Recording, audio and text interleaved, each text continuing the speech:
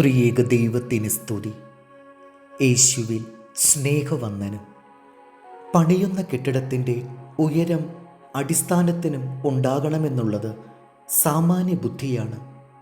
ഈ തത്വത്തിലൂന്നിയുള്ള ആഴമേറിയ ജീവിത യാഥാർത്ഥ്യമാണ് തൻ്റെ ഗിരിപ്രഭാഷണത്തിലൂടെ യേശു വെളിപ്പെടുത്തുന്നത്.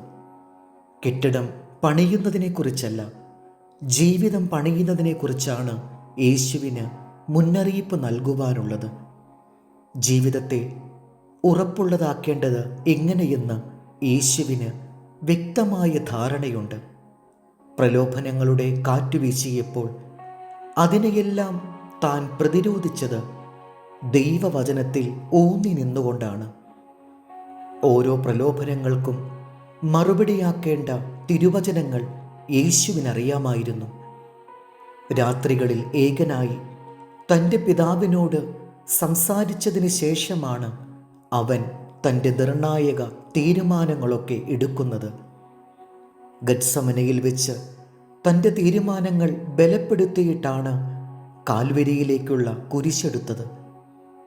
ആരോപണങ്ങളുടെ മുന്നിൽ പ്രതിക്കൂട്ടിൽ മൗനം പാലിച്ചു നിൽക്കുവാനും, തുപ്പലിൽ നിന്ന് മുഖം തിരിക്കാതിരിപ്പാനും, ചാട്ടവാറടിയിൽ നിന്ന് ഒഴിഞ്ഞു മാറാതിരിക്കാനും, കുരിശേന്താൻ ചുമല് താഴ്ത്തിക്കൊടുക്കുവാനും, 3 വട്ടം വീണുപോയപ്പോൾ പിടഞ്ഞെഴുന്നേൽക്കുവാനും ഗത്സമനയിൽ ചിലവഴിച്ച സമയം യേശുവിനെ ശക്തിപ്പെടുത്തിയിട്ടുണ്ട്. ദൈവഭക്തിയിലും വചനത്തിലും വേരൂന്നിയ ജീവിതങ്ങളെ ആറ്റുതീരത്തെ വൃക്ഷത്തോടാണ് പ്രവാചകൻ ഉപമിച്ചിരിക്കുന്നത്. ആ മരം വേനലിനെ ഭയപ്പെടുന്നില്ല. വറ്റാത്ത നീരുറവയിലേക്കാണ് തൻ്റെ വേരുകൾ ആഴ്ത്തിയിരിക്കുന്നതെന്ന് അതിന് ഉത്തമ ബോധ്യമുണ്ട്.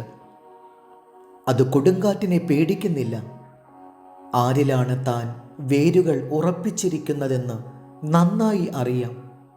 വേരുകളിലല്ല, തൻ്റെ അടിസ്ഥാനമായവനിലാണ് യഥാർത്ഥ ബലം എന്ന ആത്മവിശ്വാസം അതിനുണ്ട്. അപ്രതീക്ഷിതമായ പ്രതിസന്ധികളും രോഗപീഠകളും സാമ്പത്തിക ക്ലേശങ്ങളും ഞെരുക്കുന്ന ഈ കാലത്ത് ദൈവവിശ്വാസത്തിൽ ആഴപ്പെട്ട ജീവിതങ്ങൾ പ്രത്യാശ കൈവിടില്ല. നോമ്പുകാലം ജീവിതത്തിൻ്റെ അടിത്തറ പരിശോധിക്കുവാനും ബലപ്പെടുത്തുവാനുമുള്ള നാളുകളാണ്. അനുതാപ ശുശ്രൂഷകളിലൂടെ വീണ്ടും ജീവിതത്തിൻ്റെ ഉടയവനിലേക്ക് വേരാഴ്ത്തുവാനുള്ള പുണ്യകാലം. ജീവിതത്തിൻ്റെ മൂലക്കല്ലായി ക്രിസ്തുവിലേക്ക് കൂടുതൽ ശ്രദ്ധ പതിപ്പിക്കുവാനുള്ള നാളുകൾ. കൊലോസ്യർ 2:6. ആകയാൽ നിങ്ങൾ കർത്താവായ യേശു ക്രിസ്തുവിനെ കൈക്കൊണ്ടതുപോലെ അവൻ്റെ കൂട്ടായ്മയിൽ നടപ്പിൻ. അവനിൽ വേരൂന്നിയും ആത്മീക വർധന പ്രാപിച്ചും നിങ്ങൾക്ക് ഉപദേശിച്ച് തന്നതിന് ഒത്തവണ്ണം വിശ്വാസത്താൽ ഉറച്ചും സ്തോത്രത്തിൽ കവിഞ്ഞും ഇരിപ്പിൻ. ദൈവം നമ്മെ അനുഗ്രഹിക്കട്ടെ.